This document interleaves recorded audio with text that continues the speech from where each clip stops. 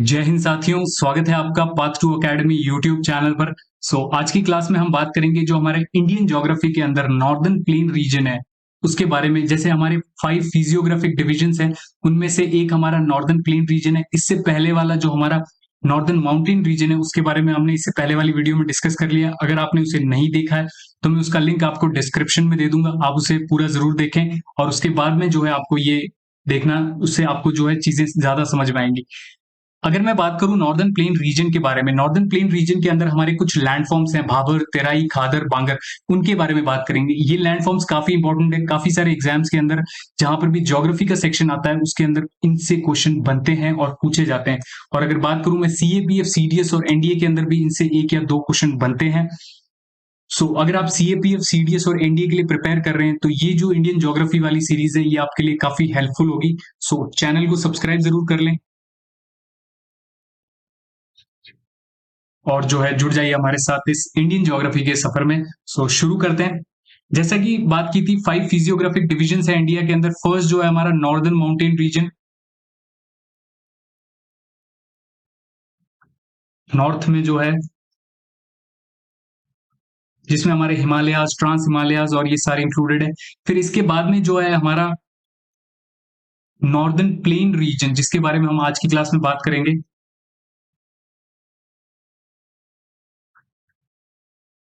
और फिर है हमारा सदर्न पेनिनसुलर प्लेट्यू रीजन,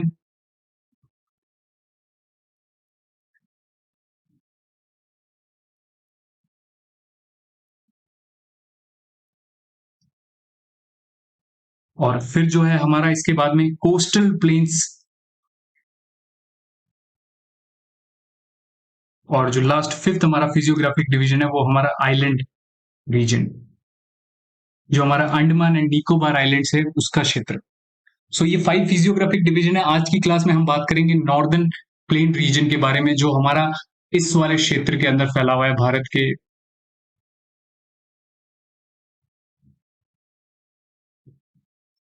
ये जो हमारा नॉर्दर्न फिजियोग्राफिक डिवीजन है ये डिवाइडेड है चार, इसमें जो है चार लैंडफॉर्म्स हैं। डिवाइडेड तो नहीं कहेंगे। जो हमारा फर्स्ट लैंडफॉर्म है वो है भाबर, और उसके बाद में जो है हमारा तेराई, फिर जो है हमारा खादर। अगर मैं इसमें आपको बेसिक सा एक ज्योग्राफिकल लोकेशन के बारे में बताऊं तो कुछ इस प्रकार से है। जो हमारा शिवालिक की फुटहिल्स है उसके बाद में से ये रीजन जो है शुरू होता है, और इसका जो स्प्रेड है बिटवीन, अगर मैं वेस्ट डायरेक्शन में बात करूं तो यहां पर है इंडिस नदी, हमारी सिंधु नदी। और जो ईस्ट वाले डायरेक्शन में है वो है हमारी तीस्ता रिवर। इनके बीच में जो स्प्रेड है वो हमारा जो है नॉर्दर्न प्लेन रीजन, जिसके अंदर कुछ लैंडफॉर्म्स हैं, चार लैंडफॉर्म्स हैं। और इसी प्रकार से जो है साउथ के अंदर फिर तेराई, और फिर जो है हमारे भाबर और बांगर और जो खादर। ये एक प्रकार से जो मैंने आपको बताया है, और इसी की जो है हम डेफिनेशन के साथ जो है और इन चीजों को और ब्रीफ में समझेंगे। एक मैप के बेस में अगर मैं बात करूं तो इंडस रिवर और तीस्ता रिवर के बीच में जो एरिया स्प्रेड है, और इसी क्षेत्र को जो है हम Indo Gangetic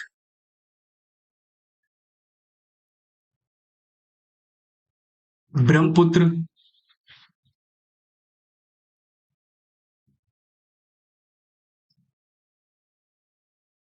Indo Gangetic Brahmaputra region कहते हैं। Sorry, plain, Indo Gangetic Brahmaputra plain कहते हैं इसी क्षेत्र को हम।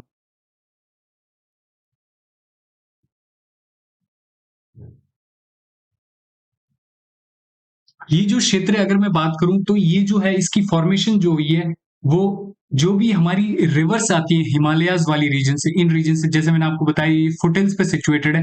तो यहां पर से जितनी भी हमारी रिवर्स आती हैं, ये रिवर्स अपने साथ जितने भी सेडिमेंट्स लेके आती हैं, अवसाद, तो जितने भी अवसाद लेके आती हैं या सेडिमेंट्स लेके आती हैं, ये सेडिमेंट्स इस रीजन के अंदर जो है कंप्लीटली डिपॉजिट हो जाते हैं, और उसकी वजह से इन लैंडफॉर्म्स का जो है फॉर्मेशन हुआ है।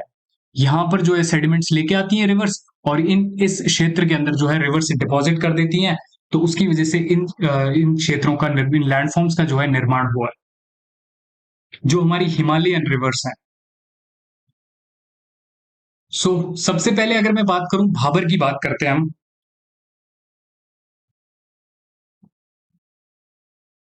एक मिनट जरा।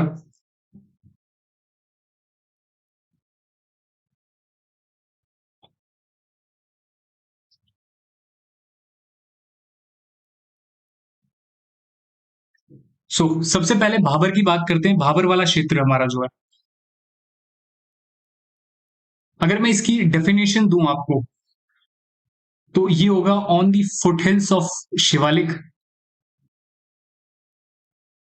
Foothills of Shivalik mountain range. अगर आपको शिवालिक माउंटेन रेंज के बारे में नहीं पता है तो आप इससे पूरी पिछले वाली जो वीडियो है उसमें जाके जरूर देखें। उसमें मैंने पूरे माउंटेन रीजन, जो भी हमारा नॉर्दर्न माउंटेन रीजन है, उसमें सारे माउंटेन रीजन डिस्कस किए और जो है सारे आपके एग्जाम पॉइंट ऑफ व्यू से जो इंपॉर्टेंट है, जिसमें डिफरेंट हमारे पासेज हैं, ग्लेशियर्स हैं, वो सब कुछ डिस्कस किया हुआ है। So on the foothills of Shivalik mountain ranges, ये पहला पॉइंट है। इसके साथ spread between Indus and Teesta river,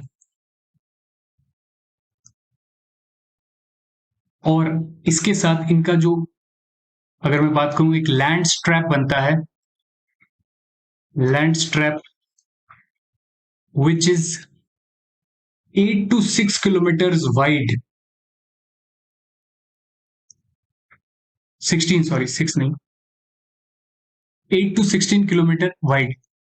सो इसे देखते हैं वापस। अगर हम, सबसे पहली चीज है हमारा on the foot hills of Shivalik, पहली लोकेशन बताता है हमें शिवालिक माउंटेन रेंजेस हैं, तो इनकी फुट हिल्स के ऊपर, जैसे ही अगर मैं बात करूं यहां पर हमारे शिवालिक माउंटेन रेंज, इनके फुट हिल्स में जो नीचे वाला क्षेत्र होता है, जहां पर जो है सारे माउंटेन्स होते हैं, नीचे की साइड में उनका जो प्लेन एरिया होता है उसे फुटहिल्स कहेंगे।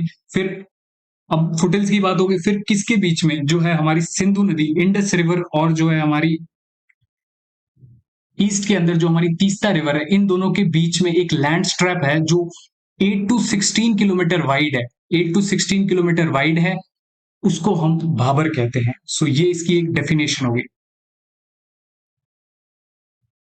ये है हमारा नॉर्दर्न मोस्ट लैंडफॉर्म। इसके बाद में सारे स्टार्ट होते हैं।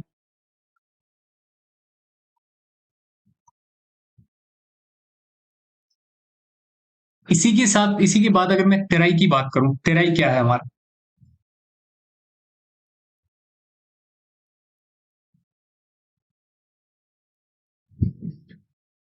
जो हमारा तेराई वाला क्षेत्र है, ये एक प्रकार का मार्शी लैंड है। क्यों है मार्शी लैंड, इसके बारे में हम अगले डिफरेंस में बात करेंगे। मार्शी लैंड है जो स्प्रेड है 15 to 30 kilometre of land strip में, wide land strip between Indus and Teesta river, और in the south of Bhabar,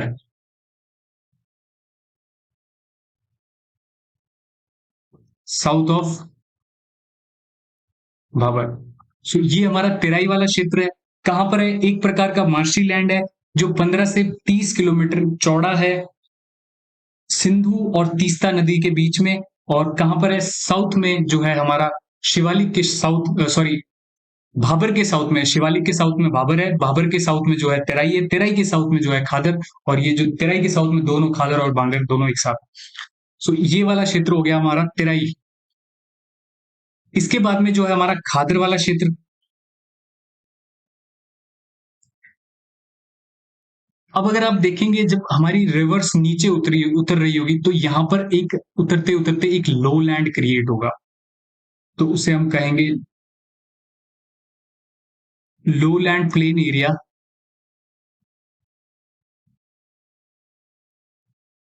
where every year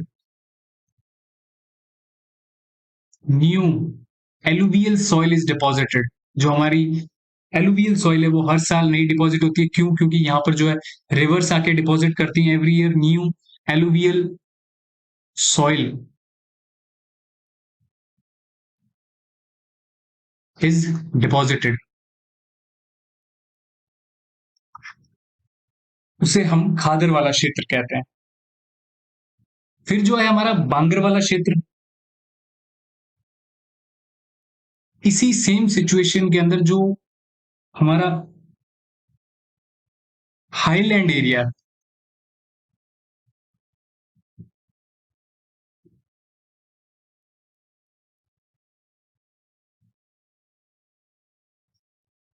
जहां पर जो है old alluvial soil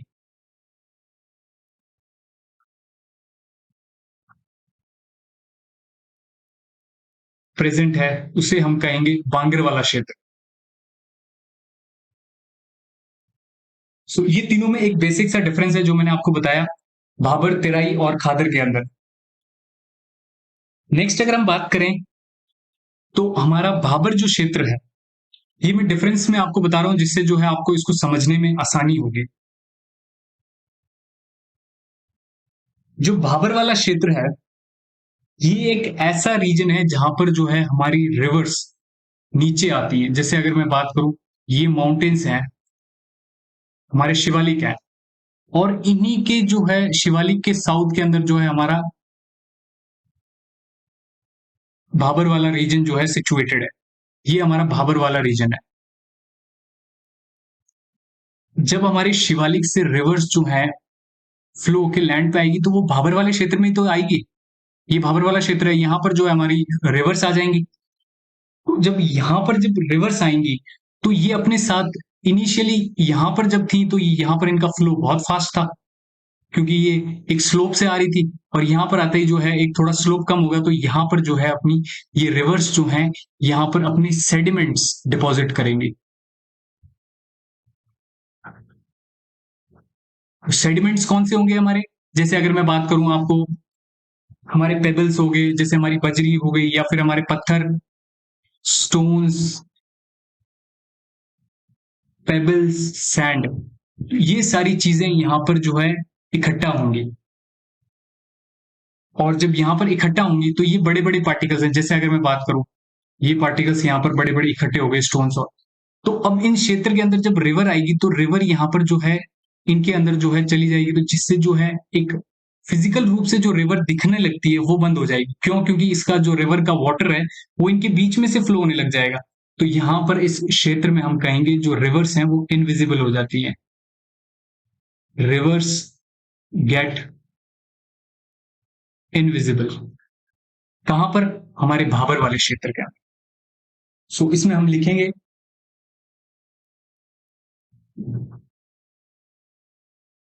rivers comes down from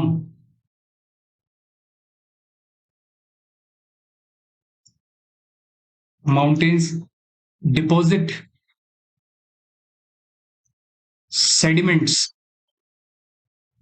here, by which rivers get invisible.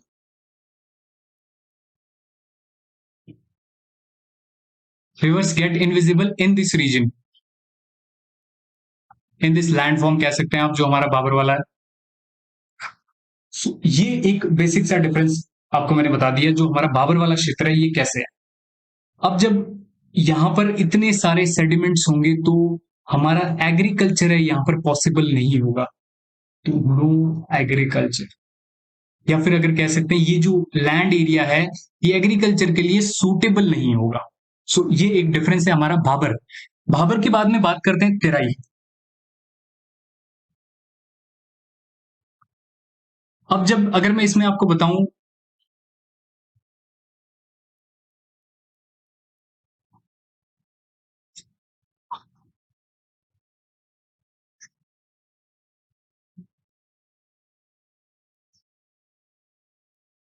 यहां पर भाबर के south में हमारा तेराई रीजन स्थित है। तेराई रीजन। तो जब हमारी रिवर्स नीचे आ चुकी है और ये रिवर्स जब आगे फ्लो होती है, आगे की तरफ और बढ़ेंगी, तो ये रिवर्स के जो पेबल्स हैं या फिर जो मैं कहूं आपको हार्ड चीजें, वो सारी वहीं पे डिपॉजिट हो गई। तो यहां पर एक प्रकार का जो है सॉइल वाला पार्ट रह जाता है।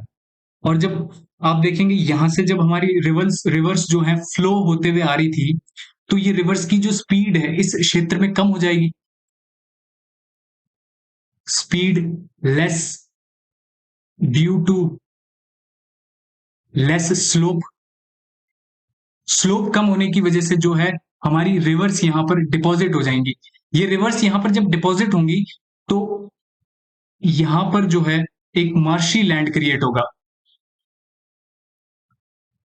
मर्शी लैंड, मर्शी लैंड क्रिएट होगा।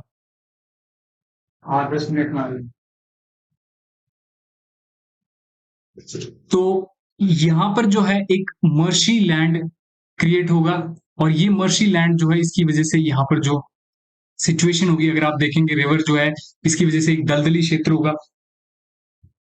क्यों होगा? क्योंकि यहाँ पर जो रिवर्स की स्पीड है वो कम हो जाएगी, प्लस यहाँ पर स्लोप जो ढलान है वो कम हो जाएगी। ढलान कम होगी तो पानी जो है स्प्रेड हो जाएगा। जैसे अगर मैं बात करूं, ये रिवर चल रही है हमारी, तो ये स्पीड होगी तो बहुत फास्ट चल रही होगी, लेकिन जब इसकी स्पीड कम होगी तो ये इसकी रिवर का जो एरिया बढ़ता जाएगा, ये स्प्रेड होती जाएगी अपने सराउंडिंग वाले रीजन के अंदर।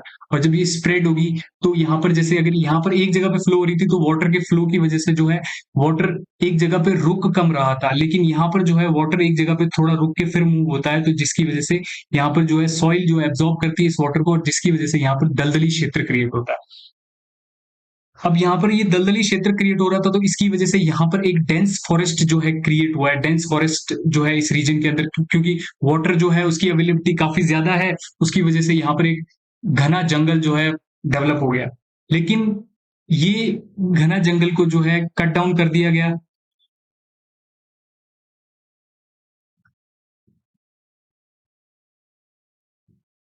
Cut it down to do agricultural practices.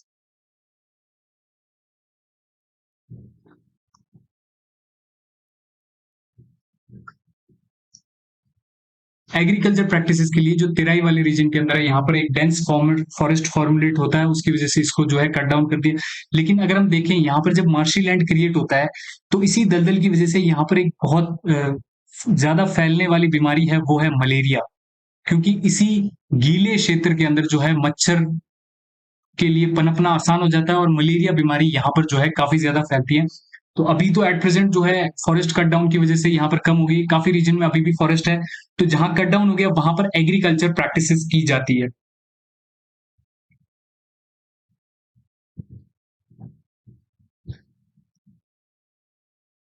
सो ये हमारा तेराई वाला रीजन हो गया। अगर मैं इसकी बात करूं तो ये वो वाला रीजन है जहां पर हमारी जो अंडरग्राउंड या इनविजिबल रिवर्स है,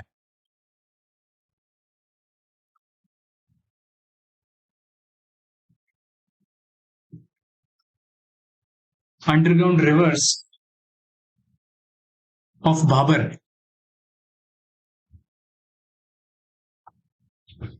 comes on surface, and due to less slope they create swampy या marshy land, दलदली क्षेत्र।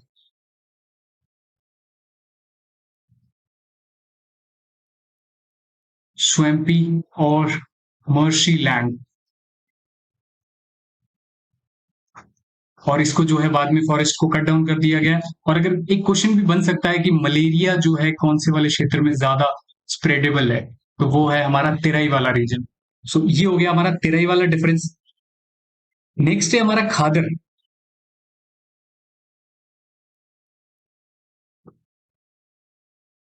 खादर वाला जो क्षेत्र है यहाँ पर हर साल जो है नई एलुवियल सॉइल जो है आके डिपॉजिट होती है, और यहाँ पर जो है क्ले एंड सिल्ट, जो मिट्टी के सबसे छोटे पार्ट्स होते हैं ना, वो होते हैं पार्टिकल्स होते हैं, वो क्ले और सिल्ट के पार्टिकल्स होते हैं। तो क्ले एंड सिल्ट डिपॉजिट्स यहाँ पर जो है वो डिपॉजिट होते हैं, इकट्ठे होते हैं। और जब ये, अगर मैं आपको बात करूं, जैसे क्ले और सिल्ट के जैसे ये छोटे छोटे पार्टिकल्स हैं, जब ये यहाँ पर डिपॉजिट होंगे, एक एक बड़ा पार्टिकल है, ये बड़े पार्टिकल्स हैं, ये छोटे पार्टिकल्स, ये ऊपर वाले छोटे पार्टिकल। जब ये छोटे पार्टिकल्स के अंदर जो हमारा वाटर फ्लो होगा, यहां से जब वाटर फ्लो होगा तो इनकी वाटर होल्डिंग कैपेसिटी ज्यादा होगी इन कंपैरिजन ऑफ दीज। ये वाटर नहीं होल्ड कर पाएंगे, जबकि जो ये छोटे पार्टिकल्स हैं क्ले एंड सिल्क के, ये वाटर होल्ड कर पाएंगे। जब ये वाटर होल्ड करेंगे तो इस रीजन के अंदर जो है ह्यूमिडिटी बढ़ जाएगी।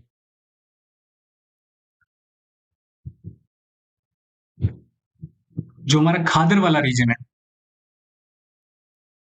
Humidity will increase. और ह्यूमिडिटी बढ़ने की वजह से यहां पर जो है अगर मैं बात करूं तो फर्टिलिटी भी बढ़ जाएगी, क्योंकि इस लैंड के अंदर जितना ज्यादा एग्रीकल्चर के अंदर क्या चाहिए होता है, एक जो क्रॉप होती है उसको जितना ज्यादा बेटर या वाटर मिलेगा तो उसके लिए उतना बेटर रहेगा। तो यहाँ पर जो है फर्टिलिटी सबसे हाईएस्ट है तीनों के चारों के कंपैरिजन में। फर्टिलिटी ना लिख के मैं फर्टाइल सॉइल लिख देता हूं।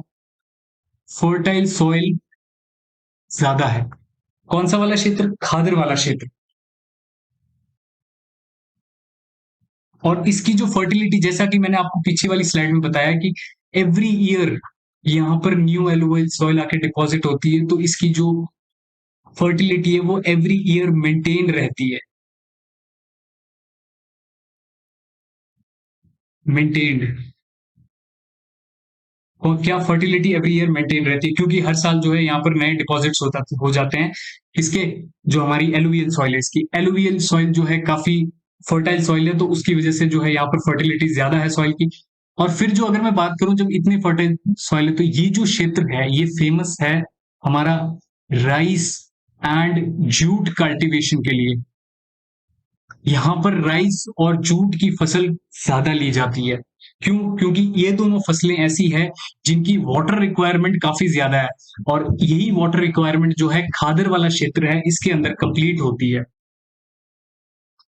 नेक्स्ट अगर मैं आपको इनके लैंड एरियाज तो आपको समझ में आ गए होंगे, जो हमारे नॉर्थ से लेके इस तरफ जितने भी स्टेट एरिया, लेकिन इनके स्पेसिफिक स्टेट्स हैं उन स्टेट्स के बारे में बात कर लेते हैं। जैसे हमारा ईस्टर्न यूपी, फिर हमारा बंगाल, वेस्ट बंगाल, उससे पहले बिहार, फिर वेस्ट बंगाल, और वेस्ट बंगाल के बाद में जो है थोड़ा सा असम का रीजन। इसमें थोड़ा सा अगर आप देखें तो ऐसे पंजाब का रीजन भी आ जाता है, पर इतना स्पेसिफिकली नहीं आता। तो अगर आप थोड़ा सा अगर स्प्रेडेड रीजन में कह सकता हूं। सो ये हो गया हमारा खादर वाला क्षेत्र। अब बात करते हैं हम बांगर वाले रीजन के बारे में। बांगर वाला रीजन क्या होता है? जैसा कि हमने बात किया कि ये जो है एक तरह का हाईलैंड एरिया है, जहां पर जो है ओल्ड एलुवियल सॉइल होती है, ओल्ड एलुवियल सॉइल जो है प्रेजेंट होती है। तो जब ओल्ड एलुवियल सॉइल होगी और यहाँ पर जो है जो पार्टिकल्स, जैसे यहाँ क्ले और सिल्ट के पार्टिकल्स होते हैं, तो यहाँ पर जो पार्टिकल्स होंगे वो ग्रेवल, बजरी और सिल्ट के पार्टिकल्स होंगे। सॉरी, ग्रेवल और क्ले के पार्टिकल्स होंगे। ये particles in comparison of silt थोड़े से बड़े होते हैं, और जब ये बड़े होंगे तो इनकी वाटर होल्डिंग कैपेसिटी जो है इन कंपैरिजन ऑफ खादर कम होगी। लेस वाटर होल्डिंग कैपेसिटी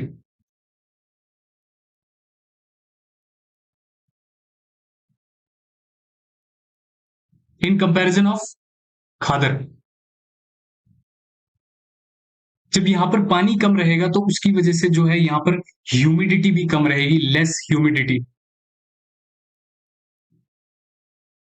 और ह्यूमिडिटी कम रहेगी तो यहाँ पर फर्टिलिटी भी कम होगी, क्योंकि पानी कम रहेगा। Fertile, less less fertile in comparison of Khadar बता रहा हूं मैं आपको। ऐसे इसमें यहाँ पर फर्टाइल भी है, ह्यूमिडिटी है, लेकिन इन कंपैरिजन ऑफ खादर ये जो है यहाँ पर ये स्थिति रहेगी। कौन से? ग्रेवल और क्ले के पार्टिकल्स यहाँ पर पाए जाते हैं।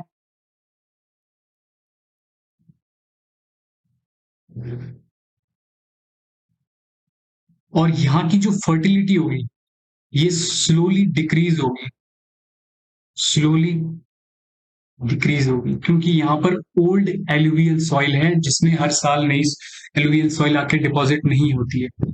खादर जो है एकमात्र ऐसा है जहाँ की जिसकी जो है फर्टिलिटी तीनों के कंपैरिजन में सबसे ज्यादा होती है।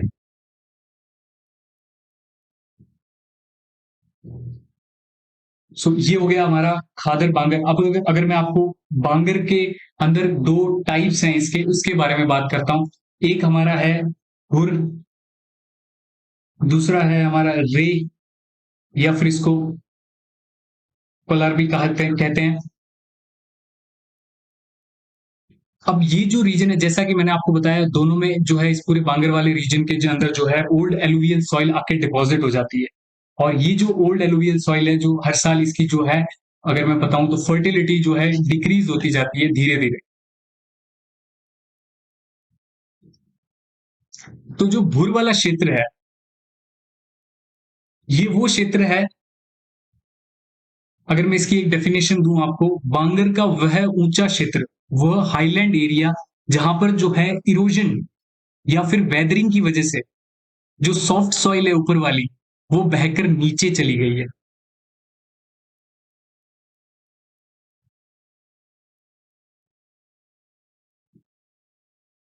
सबसे पहले अगर हम भूर की बात करते हैं, एक तो upland area of Bangar where soft soil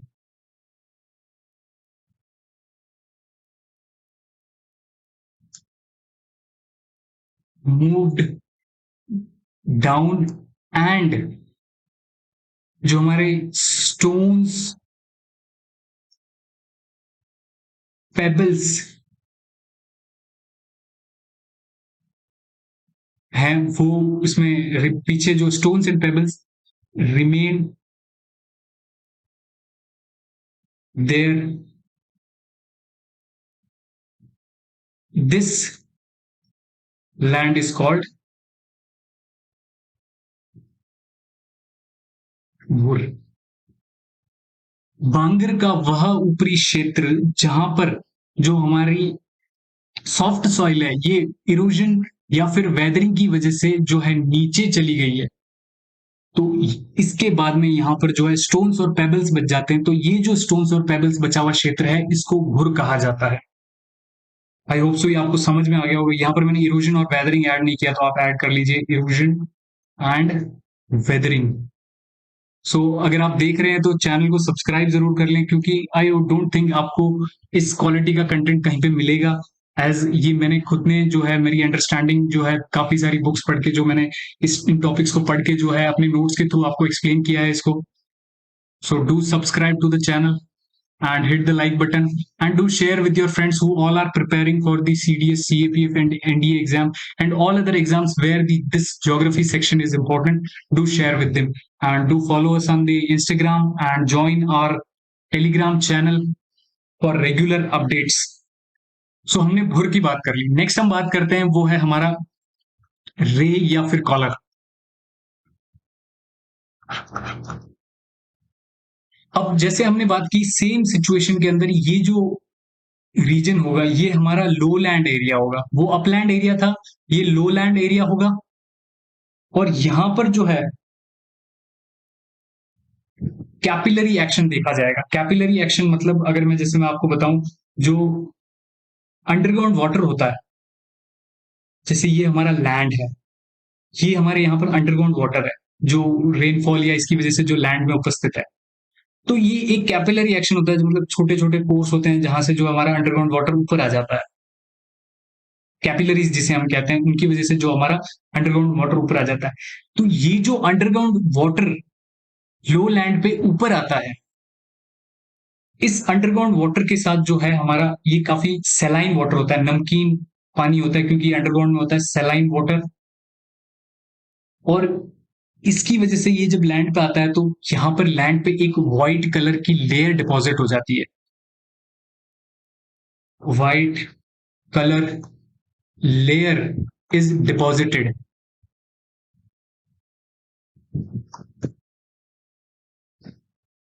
और उसी को हम कहते हैं रे या फिर कॉलर। अब इन दोनों में एक डिफरेंस मैं आपको बताता हूं, ये आपको डेफिनेशन के रूप में समझ में आ गया होगा। जो लोलैंड एरिया है बांगर का, उसके अंदर ड्यू टू कैपिलरी एक्शन जो अंडरग्राउंड सेलाइन वाटर है, ये ऊपर आके एक व्हाइट लेयर डिपॉजिट करता है, उसे हम रे या कलर कहते हैं। अब इसके बाद में अगर मैं बात करूं, तो ये जो हमारा रे और कलर वाला रीजन है, ये हाईली एग्रीकल्चरल होगा, हाईली फर्टाइल होगा, highly useful for agriculture, highly useful for agriculture. कृषि की दृष्टि से ये काफी उपयोगी होगा हिंदी में। नेक्स्ट जो है हमारा इस रीजन की जो है फर्टिलिटी बाय केमिकल्स जो है मेंटेन की जा सकती है। Fertility by chemicals can be maintained.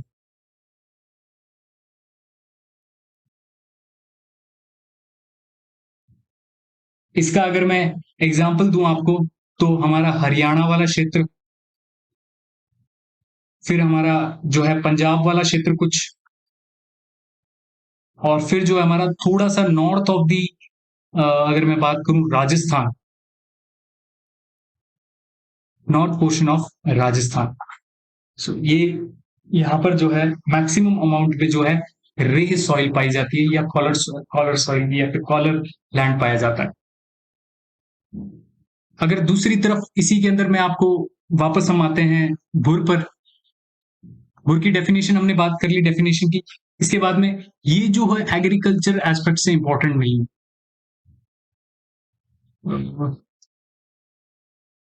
Not useful, not useful for agriculture.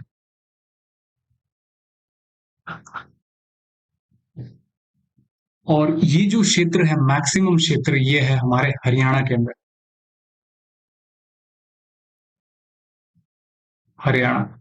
यहाँ पर ऑल्दो की जाती है खेती, लेकिन वो उसमें मैक्सिमम चीजें जो है फर्टिलाइजर से और बहुत ज्यादा केमिकल से की जाती है, तो पॉसिबल है, बट काफी मैक्सिमम रीजन के अंदर यहाँ पर एग्रीकल्चर जो है नहीं की जाती, पॉसिबल नहीं है। सो ये हो गया हमारा जो है खादर, तेराई और बांगर वाला क्षेत्र। इसको एक बार रिवाइज मार लेते हैं। सबसे पहले अगर हमने बात की थी, तो ये जो हमारा ये है नॉर्दर्न प्लेन रीजन, जिसे हम इंडो गैंजेटिक ब्रह्मपुत्र प्लेन भी कहते हैं, इंडो गैंजेटिक ब्रह्मपुत्र प्लेन भी कहते हैं। और ये जो है मैंने आपको बताया south of the Shivalik mountain range है। यहाँ पर जो हमारे शिवालिक माउंटेन रेंज है, इसके साउथ में स्थित है। और जो शिवालिक और हमारे हिमालय से रिवर फ्लो के नीचे आती है, इन रिवर्स के साथ जो सेडिमेंट्स डिपॉजिट होते हैं हमारे प्लेन लैंड के अंदर, उस सेडिमेंट्स वाले लैंड एरिया को जो है 3-4 सेक्शन के अंदर डिवाइड किया गया। भाबर, तराई और खादर, ये 4 लैंडफॉर्म्स यहाँ पर फॉर्मुलेट होते हैं और इनको जो है डिवीजन किया गया। अब ये डिवीजन जो है इंडस नदी और तिस्ता नदी के बीच में किया गया। सो सबसे पहले वाले की बात करते हैं, जो हमारा भाबर वाला क्षेत्र है। इसकी डेफिनेशन की बात करूं तो ये है on the foothills of Shivalik mountain ranges between Indus and Teesta river, land strap which is 8 to 16 kilometre wide. ये हो गया हमारा भाबर वाला क्षेत्र। फिर इसके बाद में आगे ये जो है एक नॉर्दर्न मोस्ट क्षेत्र है। इसके बाद में दूसरे क्षेत्र स्टार्ट होते हैं, जो हमारे तराई, खादर और बांगर वाला।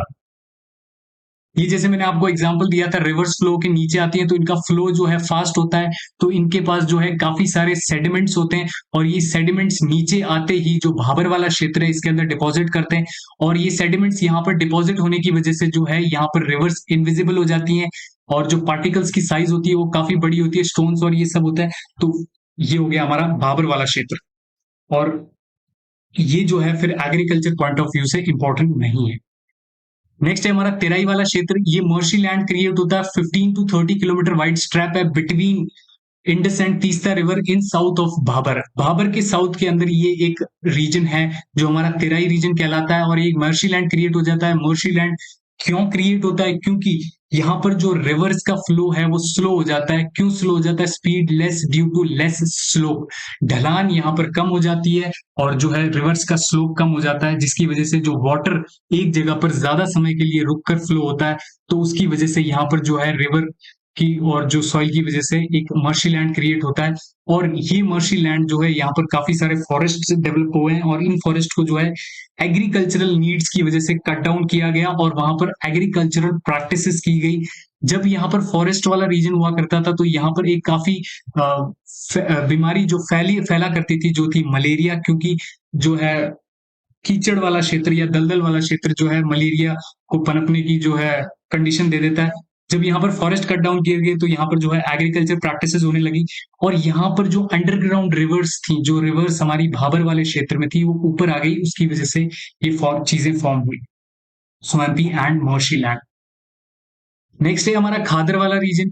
खादर वाला रीजन जो है हमारा सॉरी, यहाँ पर जो है एक अगर मैं बात करूं खादर वाले रीजन के अंदर क्ले एंड सिल्ट जो है डिपॉजिट होता है। एक लो लैंड एरिया है जहां पर हर साल नई फर्टाइल सॉइल आके, नई एलुवियल सॉइल आके डिपॉजिट होती है, जिसकी वजह से जो है ये रीजन फर्टाइल है और यहाँ की जो फर्टिलिटी है वो एवरी ईयर मेंटेन रहती है। इसकी वजह से जो यहाँ पर वाटर की नीड है, ये वाटर जो है यहाँ पर अवेलेबल काफी ज्यादा मात्रा में। सो खादर यहाँ से डेफिनेशन से, सॉरी मैं डायरेक्टली सेकंड स्लाइड से स्टार्ट हो गया। जो खादर वाला है, low land plain area where every year new alluvial soil is deposited. Bangar high land area where old alluvial soil is present, उसे बांगर कहते हैं। फिर खादर में डिफरेंस है, यहाँ पर क्ले एंड सिल्ट आके डिपॉजिट होती है, जबकि बांगर में ग्रेवल एंड क्ले आके डिपॉजिट होता है। क्ले और सिल्ट के जो पार्टिकल्स होते हैं इन कंपैरिजन ऑफ ग्रेवल छोटे होते हैं, और छोटे होने की वजह से जो है यहाँ पर वाटर ज्यादा समय तक जो है होल्ड रहता है, और यहाँ पर वही सारी जो एग्रीकल्चर उगाई जाती है जिनकी वाटर नीड ज्यादा होती है, जैसे राइस एंड जूट, और उसकी वजह से यहाँ पर ह्यूमिडिटी भी इंक्रीज रहती है और सॉइल की फर्टिलिटी हर साल मेंटेन रहती है। जबकि ग्रेवल के पार्टिकल्स बड़े होते हैं और इन कंपैरिजन ऑफ खादर यहाँ पर जो है वाटर को होल्ड करने की कैपेसिटी सॉइल की कम होती है, तो यहाँ पर ह्यूमिडिटी कम होती है, फर्टिलिटी कम होती है इन कंपैरिजन ऑफ खादर, और इसकी जो फर्टिलिटी है सॉइल की ये हर साल घटती जाती है। बट केमिकल्स की मदद से इसकी फर्टिलिटी को मेंटेन भी रखा जा सकता है। खादर जो है फैली हुई है ईस्टर्न यूपी के अंदर, बिहार, वेस्ट बंगाल, असम, और छोटा सा कुछ रीजन जो है पंजाब वाला। यहां पर एक चीज मैं आपको ऐड करना चाहूंगा, जो हमारा खादर खादर वाला रीजन है इसको कुछ अलग अलग लोकेशंस पे अलग अलग नाम से जाना जाता है। सबसे पहले अगर मैं बात करूं पंजाब के अंदर, तो इसको कहा जाता है ढायस। और फिर इसके बाद में जो उत्तर प्रदेश वाला रीजन है इसके अंदर इसको कहा जाता है खोल। और जो हमारा फिर बंगाल वाला रीजन है, सॉरी इससे पहले बिहार, बिहार वाला रीजन है, इसके अंदर जो है इसको भील्स कहा जाता है। और लास्ट जो हमारा बंगाल, वेस्ट बंगाल वाला रीजन है, इसके अंदर इसको जो है ताल कहा जाता है। सो इसके लोकल नेम्स हैं खादर के। सो आगे बढ़ते हैं। नेक्स्ट हमारा जो है, जैसे हमने बांगर के अंदर दो टाइप्स थे इसके, उसके बारे में बात की थी। सबसे पहला टाइप था इसका जो था वो था भुर। भुर जो है एक अपलैंड एरिया है बांगर का, जहां पर जो सॉफ्ट सॉइल है वो इरोजन या फिर वेदरिंग की वजह से जो है बहकर नीचे चली गई है और स्टोन्स और पेबल्स वाला क्षेत्र ऊपर रह गया है, जिसे हम भुर कहते हैं।